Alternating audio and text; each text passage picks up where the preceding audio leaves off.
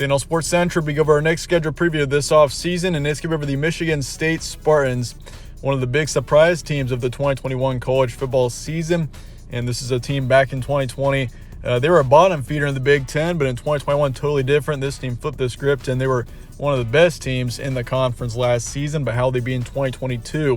We'll be going over the players this team will be losing, who they'll be returning, and also looking at their schedule for the first time this offseason, starting out with some notable games from last season. This team was 11-2, just an incredible season for Michigan State after barely going, they went 2-5 in 2020. So this team was one of the worst teams in the conference, and really their expectations were quite low going into 2021. So it's safe to say this team exceeded all expectations, that's for sure. But down the stretch, this team beat Miami 38-17. That was kind of the game that we started to see Michigan State, and I definitely started to take them seriously after that Miami game on September 18th, beating up them. And Miami was a football team heading into 2021, was expected to be a dark horse contender. So that was a huge win for them there. They beat their rivals in Michigan 37-33, number 6 team in the nation at the time, and of course the Wolverines eventually made it to the college football playoff. They did lose to Purdue. That was their first loss of the season, 29-40. So this team was undefeated through the first 2 months of action. And that Purdue game was tough. But then again, the Boilermakers last season, very interesting football team. Of course, they knocked off number 2 Iowa at one point, and of course number 3 Michigan State when the Spartans were ranked in the top 3. So that was a tough loss there. But otherwise, beat Maryland 40-21. Also beat Penn State, one of their rivals there, 30-27. And of course, they beat Pittsburgh in their bowl game 31-21. So that was a good win as well against number 12 Pitt to finish out the season. Obviously, kind of an interesting game though, because Kenneth Walker was out, and because he headed to the NFL draft before the bowl game.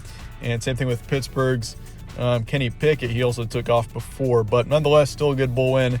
And this team was 11-2 last year, 6-0 in their first 6 games, 5-2 in their last 7. Looking forward to 2022, here's a roster preview now. Peyton Thorne, of course, your starting quarterback, is coming back. He was a huge surprise last season. We didn't really see much of him heading into 2021, so there was a lot of uncertainty around Peyton Thorne and how good he really was. But he put up 3,200 yards, 27 touchdowns, 10 interceptions in the 2021 season. So his stats were overall really good last year, 60% completion rate as well. So his accuracy was kind of low, but that definitely can improve over time. It was just his first season as a full-time starting quarterback last year. So Peyton Thorne has got a very high ceiling and definitely shows potential for the future, considering how well he played in the 2021 season. Kenneth Walker, that's the biggest story of this football team last year. Just an outstanding running back who came in, and he put up 1,700 yards for the Spartans last year, 19 touchdowns. From week 1, we knew Kenneth Walker. The way that he played in the first week and moving forward, we knew already in the first couple of weeks that Kenneth Walker was something special, that's for sure. And he did not disappoint, that is for sure, last year. And he is off to the NFL draft, so he will not be with the Spartans next season. That is a big concern, I think. Kenneth Walker, I'm going to be honest, if Michigan State didn't have Kenneth Walker last year, this team probably would have had trouble even getting up to 9 wins. Kenneth Walker was just such a huge part of this football team, and in the backfield, he basically ran the backfield. There really was no other significant rusher in this offense last year.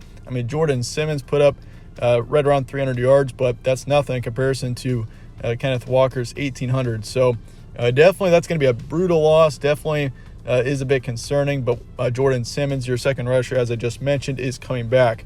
They also bring in transfer running backs Jalen Berger and Broussard. Berger coming in from Wisconsin and Broussard from Colorado. So you got 2 transfer running backs coming in, and this team is extremely active in the transfer portal. We'll get into that in a second here, but this Michigan State team in the backfield does have a couple coming in, so that isn't too concerning. It's going to be good for this team to have some depth back there, but obviously Kenneth Walker, he's a one-of-a-kind player, so it's going to be tough replacing him nonetheless. Receiving core, you return your top one there in Jaden Reed. That's a good return there. He put up just over 1,000 yards, 11 touchdowns last year. Jalen Naylor, though, your second receiver, will not be back. He was a big impact player as well, 700 yards of offense, 6 touchdowns as well. But you do return your third receiver in Trey Mosley. So receiving core, not too concerned. Jalen Naylor, that's going to be a tough loss, but you do have Reed and Mosley coming back, so that is definitely a good look for the future. Connor Hayward, your tight end and also fourth in receiving on the team, will not be coming back. So he put up just over 300 yards and 2 touchdowns. So He did have an impact there, and he was overall a good tight end, but you will be losing him as well. You lose 3 on the offensive line, 3 defensive line. Otherwise, the defense looks really good for this team. I mean, you return most of your linebackers, and in the secondary, things look pretty good as well. Defensive line, though, does take a couple of hits. But otherwise, defensively, this team looks really good going into next season. And obviously, offensively, you do lose a couple of key players that definitely bring up some question marks. But otherwise, I really like the returning production of this team. There's a lot of promise here for sure, and chances at a return to the college football playoff in 2022. Obviously, it's been a while since this team was in the college football playoff. They were a few years back. Feels like such a long time ago, but Michigan State, I mean, this team, they showed potential to potentially make another run at the playoff last year, but going into 2022, I mean, there's a chance. I mean, this is a football team that's got some good returning production. Peyton Thorne coming back. Obviously, Kenneth Walker's a tough one to lose, but otherwise, I like this team's chances to definitely be a big contender in the Big Ten. And I mean, if this team can win that Big Ten East, which is a tough thing to accomplish, you get to that Big Ten title game and win it, you've got a very good chance to be in the college football playoffs. So, but anyway, that said, let's look at your transfer portal and recruiting going into next season. Transfer portal has been extremely active for Michigan State. I mean, there have been a lot of players that have got some sort of involvement with Michigan State in the transfer portal this year, and these are just your 8 most notable players, I would say. Obviously, you got those running backs, Jarek Broussard, and then you got Jalen Berger coming in from Wisconsin as well. So you got those 2 running backs, plus you got a defensive back coming in from Georgia, Amir Speed. You got Klein coming in or going to Eastern Michigan.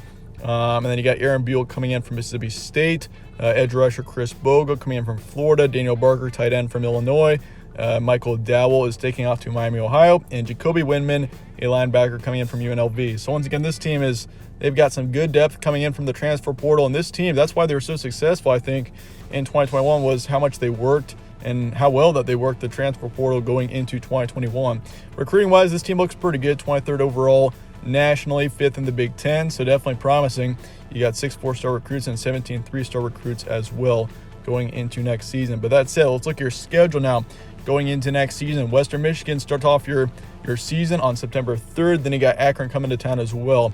You travel to Washington on the 17th, Minnesota at home to kick off your conference schedule, followed by Maryland on the road.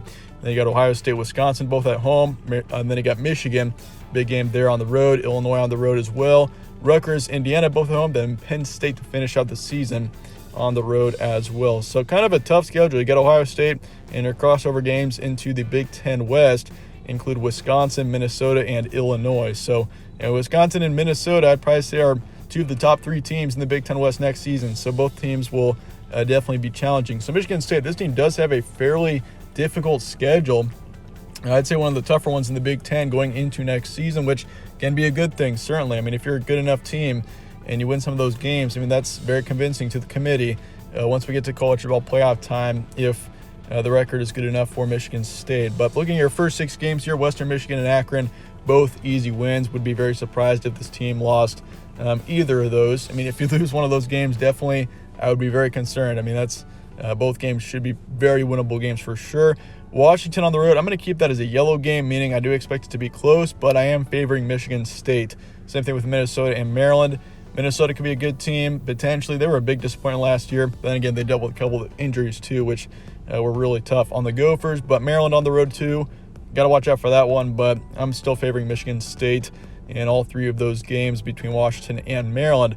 Ohio State game, that's a tough one as well, but Ohio State last year, if you remember, I mean, I'm sure you guys remember, Ohio State just absolutely demolished Michigan State and Columbus last year towards the end of the season.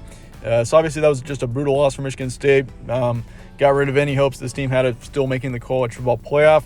And Ohio State going into next year looks even better than they did in 2021. They got some great returning production, and the depth looks great on Ohio State. So I'm going to favor the Buckeyes in that game for now. But now for the second half of the schedule, Wisconsin going to be a tough one there as well. But I'm going to favor Michigan State in that game. Michigan on the road then as well. I'm going to favor Michigan in that game mainly because it's on the road. Obviously a tough place to play, and Michigan looks really good as well going into next season. They're kind of a surprise as well in the 2021 season. There were a lot of big surprise teams in the 2021 season. But Michigan, I mean, that's going to be a tough one on the road. I'm going to favor the Wolverines right now, but certainly that's going to be a close one. Illinois, then you got them on the road. I'm going to say Michigan State favored to win that one. Rutgers, Indiana, both at home. Should be Pretty easy wins for both those games. Indiana's going full on into a rebuilding phase, it looks like now. And Rutgers obviously is a team that is incredibly inconsistent. And Penn State to finish out the season on the road. I'm going to say Michigan State is favored, but it's going to be close as well. Penn State, they're kind of a wild card going into next season. Definitely an overlooked team in that Big Ten East. I mean, you're hearing a lot right now about Ohio State and Michigan especially, and maybe Michigan State. But Penn State they're back there, and they've got some very talented players as well. So don't sleep on Penn State, but I'm going to favor the Spartans in that game as well. So record projection, 8-4 to 11-1. So I'm keeping the range fairly wide for Michigan State going into next season. Obviously, I'll be predicting this schedule game by game once we get to our official predictions later on in the off season. But 8-4 to 11-1 is what I'm thinking for Michigan State right now. I think this team has got a very high ceiling, but I do think this team takes at least one loss down the stretch, and 8-4 is kind of at the bottom there just in case if this team disappoints, which is unlikely, but just in case, I'm going to widen the range to 8-4. But I think 9 to 10 wins is extremely likely for this team in the regular season. I'd say 10 is probably my prediction right now, but we'll see what happens. There's definitely a lot of potential on this team moving into the future. But let me know your thoughts in the comments below on this Michigan State team, and I appreciate you guys all watching as always. Stay tuned for more from All Sports Central. Catch you on the next one.